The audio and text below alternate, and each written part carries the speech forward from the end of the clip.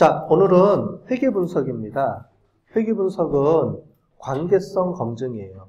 우리가 그 중간고사 이후에 첫 번째 우리가 통계 분석할 때 큰 그림을 하나 그려줬죠. 그러면서 통계 분석은 크게 두 가지로 쪼개진다고 설명을 드렸습니다.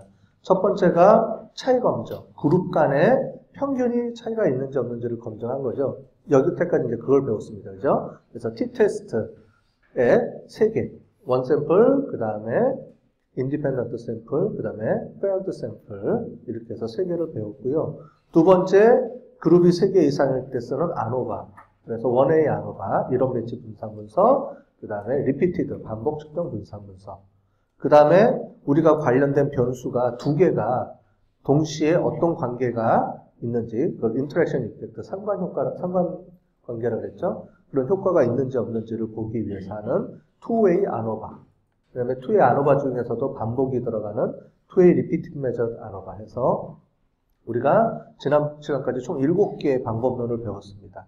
자, 지금까지 배웠던 방법론들은 그룹 간에 평균의 차이가 있다, 없다. 이거를 우리가 여태까지 본 거고요. 지금부터는 문제가 좀 바뀝니다.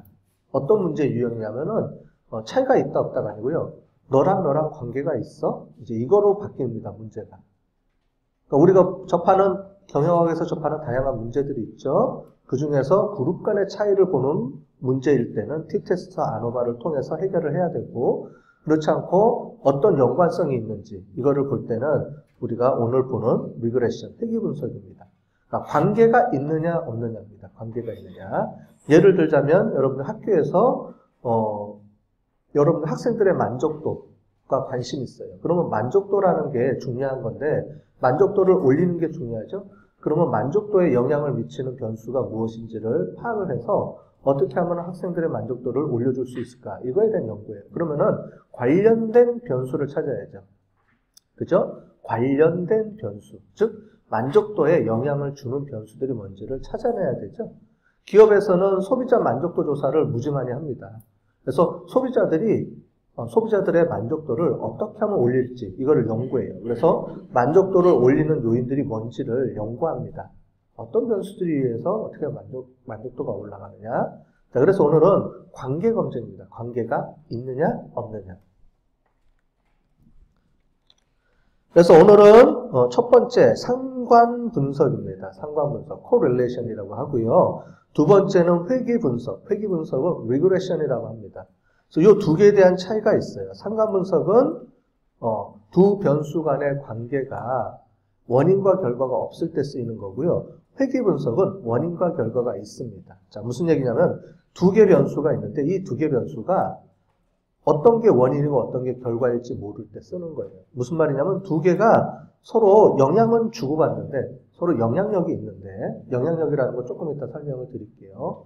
두 관계가 서로 관계는 있는데 어떤 게 원인이고 어떤 게 결과인지를 잘 모를 때 쓰는 게 상관 분석입니다. 어떤 관계는 있어요. 근데 뭐가 원인인지는 모르겠어요. 그럴 때 쓰는 거고요. 선형 회귀 분석은 어떤 하나의 변수가 있는데 얘가 결과 변수예요. 우리 아까 전에 만족도. 그러면 이 만족도에 영향을 미치는 변수들이 뭔지를 보겠죠? 그죠? 그래서 어떤 변수들이 만족도에 영향을 주는지 이거를 보는 거예요. 이게 회귀 분석입니다. 그래서 회귀 분석은 다른 말로 인과관계라고 해요. 상관관계, 인과관계. 상관관계는 두 변수 사이에 원인과 결과가 없이 영향력만 보는 어떤 관계가 있는지만 보는 거를 상관관계 해서 그 상관관계를 보는 게 상관분석이고요. 그 다음에 원인과 결과가 존재할 때, 즉 상관관계를 한 단계 더 나아가서 두 변수가 관계가 있는데 뭐가 원인이고 뭐가 결과인지를 알 때는 우리가 회귀분석이라는 걸로 우리가 쓸 수가 있습니다. 그러니까 상관관계보다는 회귀 분석이 좀 더 발전된 형태겠죠. 좀 더 내용을 더 많이 포함을 하고 있죠.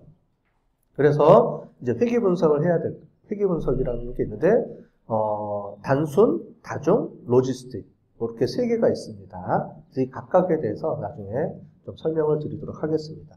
먼저 관계라는 게 뭔지를 보여야 되겠죠. 그래서 상관 분석 관계가 뭔지를 보고 이 관계 중에 원인과 결과를 좀 더 확장해서 보는 방법인 회귀 분석 이렇게 우리가 오늘 공부를 좀 해보도록 하겠습니다. 자, 먼저 문제를 좀 정의를 할게요. 그래서 어떤 문제를 다룰 거냐? 관계가 있다, 없다. 우리가 K의류 회사인데 이제 옷을 디자인하려고 하는데 옷은 키하고 품, 몸무게 이런 게 결정을 해야 되죠. 그래서 키하고 몸무게가 어떤 관계가 있는지를 보려고 합니다. 키하고 사람의 키하고 사람의 몸무게는 어떤 연관성이 있느냐, 어떤 관계가 있느냐, 아니면 뭐 전혀 관계가 없느냐, 이걸 보고 싶은 거예요. 그런데 키가 커야지만 몸무게가 많이 나가나요? 아니면 몸무게가 많이 나가야지만 키가 크나요? 즉, 둘 사이에 원인과 결과가 존재하는 변수인가요? 둘 사이가? 그렇지 않죠. 키하고 몸무게는 어쨌든 키가 크면 몸무게도 많이 나갈 것 같고 몸무게가 많이 나가는 사람일수록 키도 커질 것 같은데 그게 뭐가 원인이고 꼭 키가 커야지만 몸무게가 많이 나간다 이렇게 얘기할 수는 없죠. 그래서 원인과 결과가 존재하지는 않지만 둘 사이에 어떤 관련이 있는 거죠. 그래서 그걸 우리가 상관관계라고 하고 상관계수로 보겠습니다. 자, 그래서 우리가 가설이 있죠. 관계가 있다 없다를 검증해야 되는데 그러면 우리가 여태까지 차이 검증에서는 귀무가설이 뭐였냐면 두 변수 간에는 차이가 있다가 귀무가설이었어요? 없다가 귀무가설이었어요? 관계 검증에서는 차이가 없다가 귀무가설이었죠. 그래서 차이가 없는지를 우리가 분석해서 가설 검증에서 차이가 없는 거를 우리가 P-value, 유의 확률이 0.05보다 큰지 작은지를 검증해서 0.05보다 크면 귀무가설이 맞다. 즉 차이가 없다.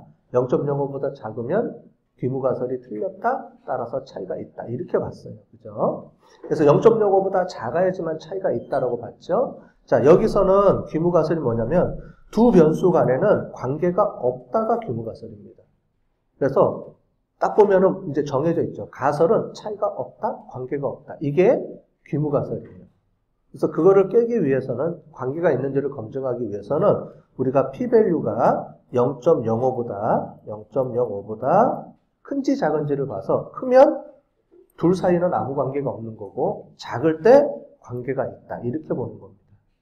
자, 그런데 관계가 있다 없다 이걸 보기 위해서는 얼마만큼 관계가 있는지를 숫자로 표현해 주는 게 좋겠죠. 그래서 숫자로 이렇게 표현해 주는데 우리가 앞으로 배울 건데 이거를 우리가 계수라고 합니다.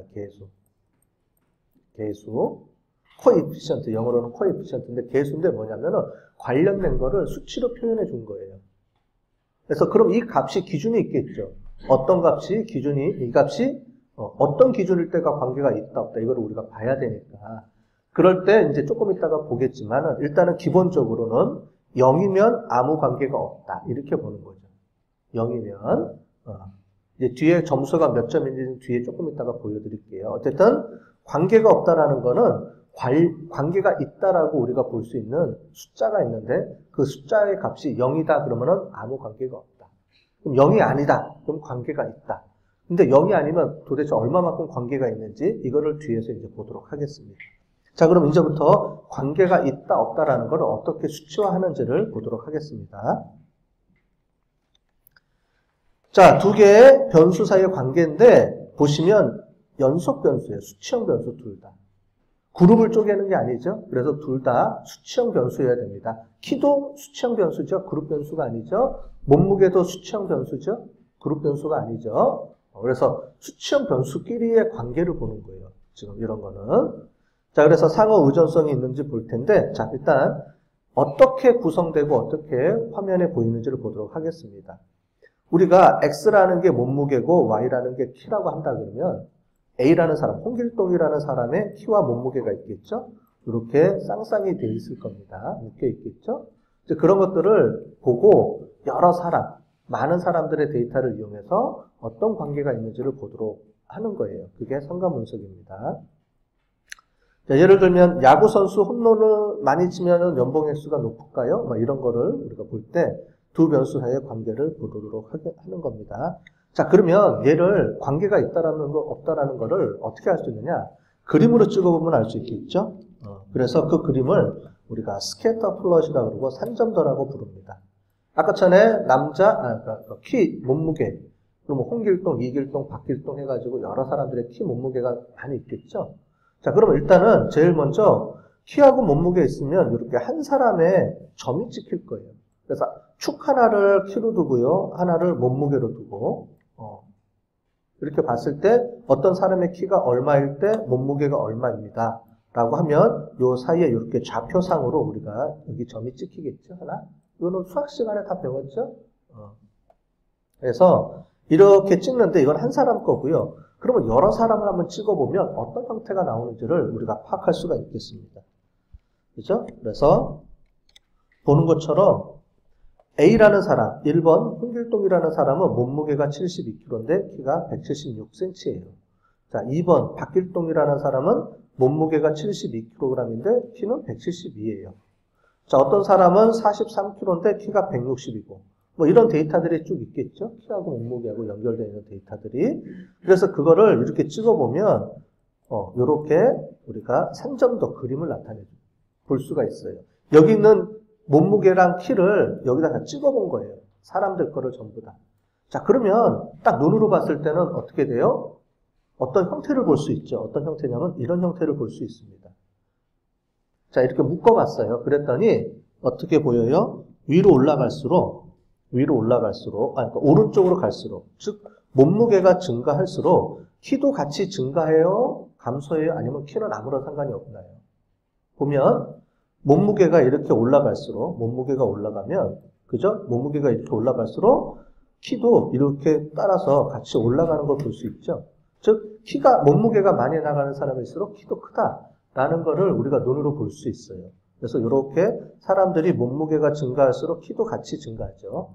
만약에 이거죠. 몸무게가 증가하는데 키는 증가하지 않는다 그러면 이렇게 나오겠죠. 맞죠?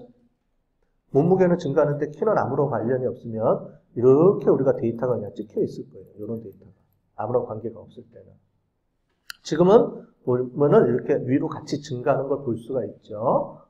자, 그런데 이렇게 눈으로 맨날 찍어보면 이게 페이지도 많이 이제 들어가고 좀 귀찮죠. 그래서 사람들이 어떻게 했냐면, 자, 이런 관계를 숫자로 표현해보자. 라고 해서 나온 게 상관계수입니다. 이렇게 해서 상관계수는 얼마? 그럼 이걸 이제 계산하는 방법이 있겠죠. 자, 그러면 계산하는 방법인데, 자, 얼마만큼 관계가 있다, 없다. 이걸 어떻게 보느냐면은, 이 데이터들하고 얼마만큼 밀접하게 이렇게 모여 있는지가 상관계수입니다. 즉 데이터들이 얼마만큼 모여 있느냐. 관계가 있으면 서로 같이 밀접하게 모여 있겠죠.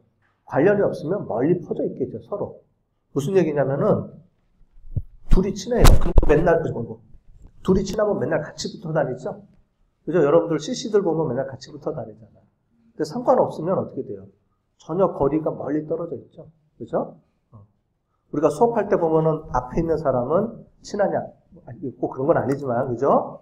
그러니까 우리가 거리를 잴 수 있죠. 그래서 친하다는 건 무슨 말이냐면은 서로 같이 모여 있다라는 거예요. 데이터들이 서로 같이. 그래서 얼마만큼 이 데이터들이 밀접하게 모여 있느냐, 이거를 우리가 보는 겁니다. 자, 그러면 우리가 옛날에 평균, 표준, 편차 얘기할 때 배웠어요. 어떤 걸 배웠냐면은 같이 붙어 있다, 떨어져 있다를 우리가 뭐라고 부르냐면 편차라고 불렀죠. 편차.